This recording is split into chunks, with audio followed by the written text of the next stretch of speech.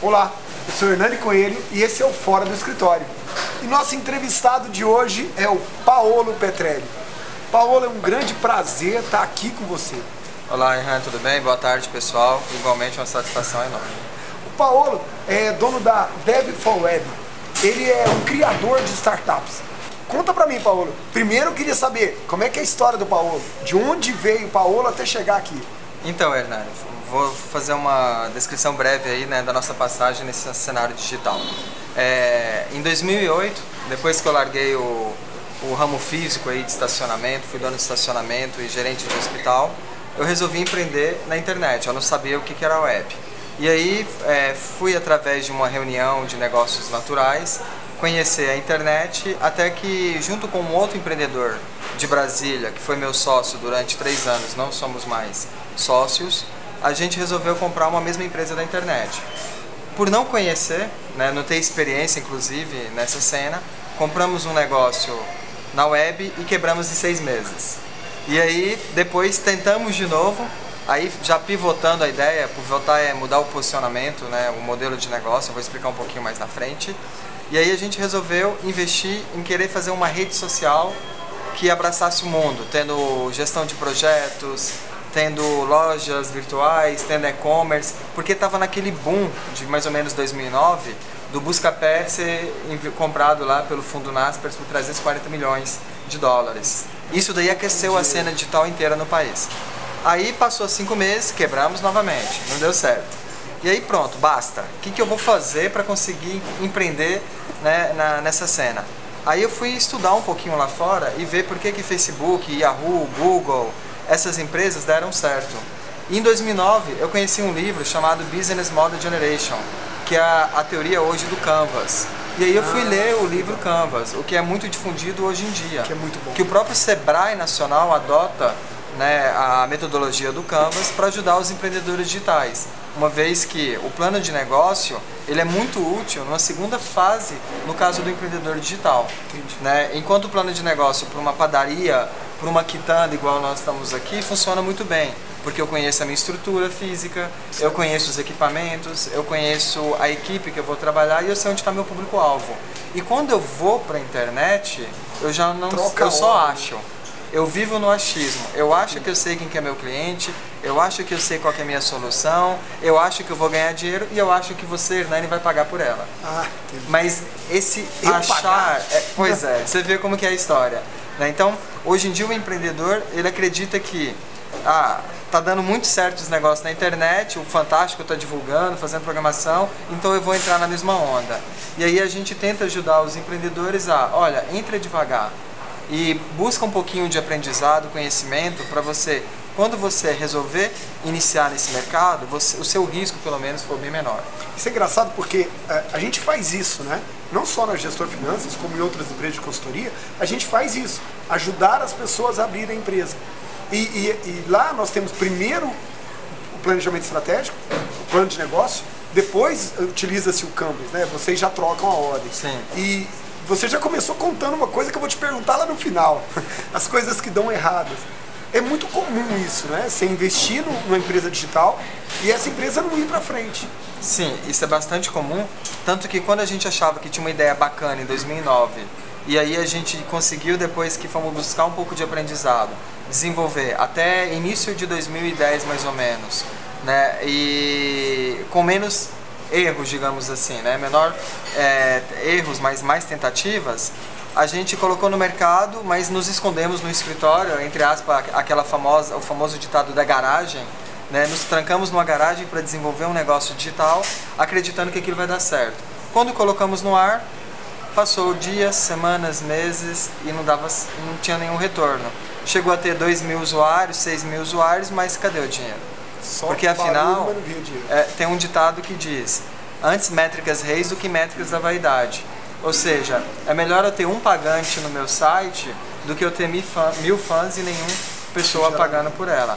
Então, nesse sentido, o empreendedor ele tem um equívoco, né, em focar muito na solução antes de procurar validar essa ideia. E eu fui a primeira pessoa no estado de Goiás a falar do tema startup, a aproximar o Sebrae lá em 2011 dessa cena, E o próprio Sebrae, hoje local em Goiás, é considerado um dos maiores apoiadores do empreendedorismo digital. Legal. Tanto que tem um departamento voltado para startups. Então você, empreendedor, que está naquele momento de quero tirar minha ideia da gaveta, chega lá no Sebrae, bate um papo lá, que aquele pessoal, ele está hoje capacitado a entender um pouquinho mais dessa sua dor, desse seu desejo de empreender. Paulo, você citou agora esse mito da empresa de garagem. Como é que isso funciona? Isso é real? Porque a gente é acostumado, né? Ver na televisão de um grupo de amigos que se reúnem, montam um aplicativo e ficam bilionários. Isso é real? O que é isso? Como isso está próximo da gente aqui no Brasil?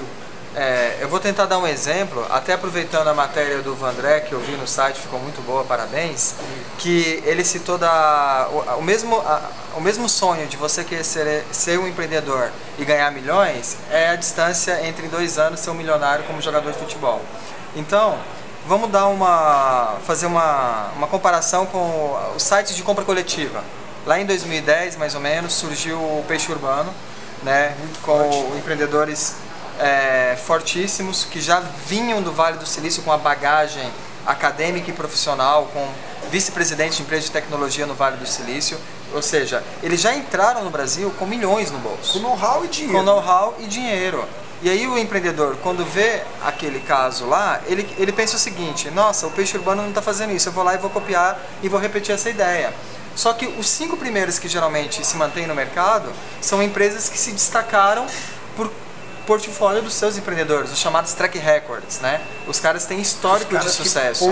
Põe dinheiro e tem sucesso. Mas aí não quer dizer que você não tenha que desenvolver sua ideia. Ao contrário, você tem sim que desenvolver sua ideia, porque hoje, principalmente o Brasil, vem tendo bastantes iniciativas aí, programas do governo federal como Startup Brasil, como o CID de Minas Gerais, que ajuda os empreendedores a diminuir essa incerteza até investir um pouco no seu negócio aí. O problema do empreendedor é que ele acha que primeiro ele tem que começar pelo capital, para focar na solução, para depois entregar o projeto e colocar no ar e depois começar a pensar em cliente. E na verdade, eu tenho uma experiência que eu posso traduzir, porque eu já fui investido 2 vezes no mercado, eu já fui acelerado, eu já fui incubado, já ganhei competição de empreendedorismo nacional, fiquei classificado numa competição internacional entre 22º em mais de 138 startups participantes, com a startup no mundo inteiro. E no Brasil só tinha 2 representantes, a nossa, que era Carro com Desconto, e a startup do Recife, esqueci o nome dela agora, Cloud DJ, focado para músicas, que é a competição do Startup Weekend e a Global Startup Battle, Batalha Global de Startups. E com isso a gente foi ganhando esse aprendizado e entender, né, até um erro que a gente cometeu com os nossos investidores, de focar demais na operação. E na verdade você tem que focar em buscar o seu cliente desde o primeiro dia.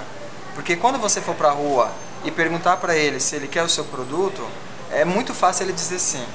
Quando você vai por um fornecedor, se o seu negócio for um mercado de 2 lados, chamado marketplace, e perguntar se ele quer o seu produto, ele também vai falar sim. O problema é quais são as barreiras que vai impedir eu entrar no mercado. E isso é um pouquinho aí do que eu acredito que o empreendedor tem que pensar antes de colocar a sua ideia no ar. A pesquisa de mercado que vocês fazem é similar à pesquisa de mercado que a gente faz de uma empresa física, que funcione no local, de boa. A questão é, o público de vocês é muito amplo. A startup é muito grande. Hernani, na verdade, a pesquisa de mercado propriamente dita para negócios físicos não funciona no digital. Com certeza. Por que não funciona? Porque quando o empreendedor faz um questionário com 10 perguntas e ele leva isso até... Hernani, tudo bem? Responde para mim, você é meu amigo. Você vai me ajudar, mas em tese... Você vai estar dizendo coisas que você quer ouvir. Você já está dizendo coisas que eu já espero ouvir.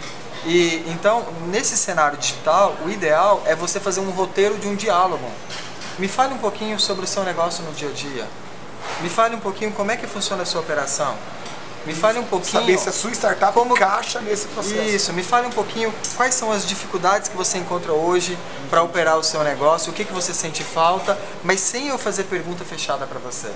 E também sem fazer perguntas abertas. Deixar um diálogo onde eu fico do lado de cá apenas te ouvindo. Simplesmente com um roteiro. Porque é você que conhece o seu mercado. Mas através de um processo de ouvir você, ouvir o Vandré, ouvir o amigo e o fulano, eu vou identificando comportamentos que eu não esperava. Entendi. E aí está a sacada do pulo do gato. Aí os empreendedores falam, não, mas o WhatsApp foi vendido por 19 bilhões, foi uma venda fantástica. Como a gente usa foi muito WhatsApp? cara essa venda, foi um absurdo. E eu te falo, foi barato. Foi. Mas por que vai foi? gerar? Não é o Paulo te falando, é o mercado dizendo que entre o histórico de aquisições de negócios digitais na internet, a do WhatsApp foi considerada a quarta mais barata no mundo. Porque o custo de aquisição do Hernani para o Facebook, que comprou o WhatsApp, foi de 35 dólares por usuário, quando ele estava lá numa média de 450 milhões de usuários. Enquanto a Yahoo, por exemplo, é conhecida por comprar empresas, a Geocities, lá em 1999, com histórico de aquisição por usuário de 800 dólares. Nossa. Vocês entenderam essa diferença entre criar um negócio, achar que ele tem valor e é muito fácil copiar? Tem até uma frase que eu falo, o simples é muito óbvio, mas é muito difícil de ser enxergado. Bom, Paulo, a gente está falando de coisas que deram certo. Eu queria saber, e o que o empreendedor não deve fazer? O que dá errado?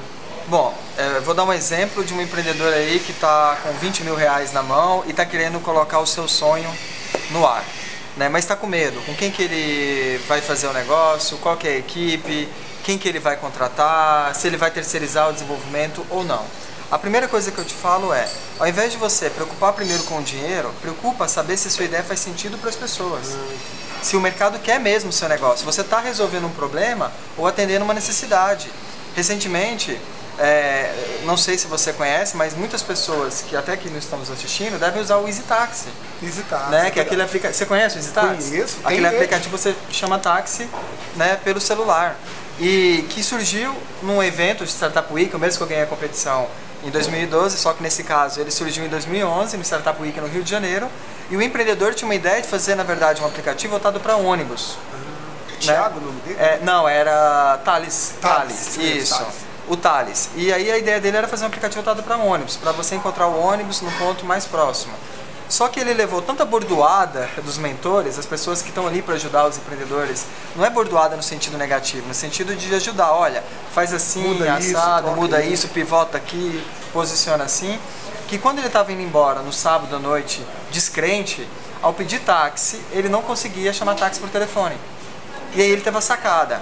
Caramba, e se eu só pegar a minha ideia do ônibus e colocar um botãozinho só para chamar o táxi? Nossa, e hoje o Easy Taxi é o aplicativo de maior case mundial de celular no mundo inteiro. Já recebeu mais de 120 milhões de reais e é brasileiro. Boas histórias.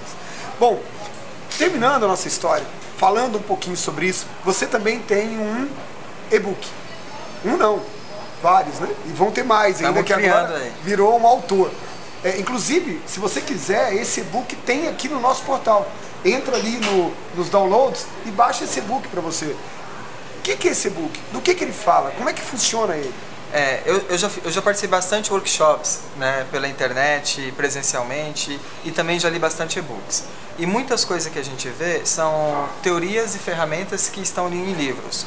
O que a gente resolveu fazer, até por uma consultoria que nós estamos fazendo em marketing digital, que estamos recebendo, a gente resolveu levar um pouco da nossa experiência em vivência, tá? Porque a gente já foi investido 2 vezes no mercado, já estamos aí um track record, temos solução hoje no mercado que não fazemos parte, mas participam dela executivos conhecidos a nível nacional no mercado financeiro, uma solução de pagamento que criamos lá em 2010, e o que a gente procura levar para o empreendedor olha, dicas práticas e reais de como pensar a tirar a sua ideia da gaveta.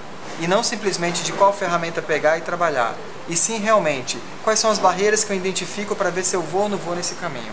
Então, se você quer saber mais do e-book, baixa o e-book aqui embaixo, você vai gostar, acredite, e nos dê os feedback para melhorar para os próximos. Paulo, quero te agradecer muito por você estar aqui. Vim bater esse papo com a gente. Você sabe que a porta está sempre aberta. Tem vocês aqui, a Therefore Web, está anotado aí embaixo o telefone. Telefone, está colocando também o site. Pode colocar tudo aí.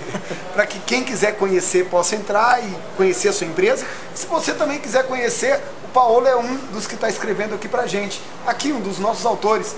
Quiser falar com ele, entra lá, faz um comentário, ele responde.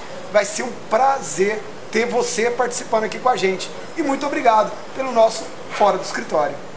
Obrigado, pessoal. Agradeço e também faço um convite para vocês participarem aí das entidades AGE, Associação dos Jovens Empreendedores, Empresários de Goiás, e a Comunidade Tecnológica de Goiás, onde eu as represento na área de empreendedorismo e startup, ajudando aos jovens a empreender aí no mercado. Uma satisfação enorme. Obrigado. Acabei despedindo na hora errada. Então, ó, obrigado, um abraço a todos e aqui é o nosso Fórum do Escritório.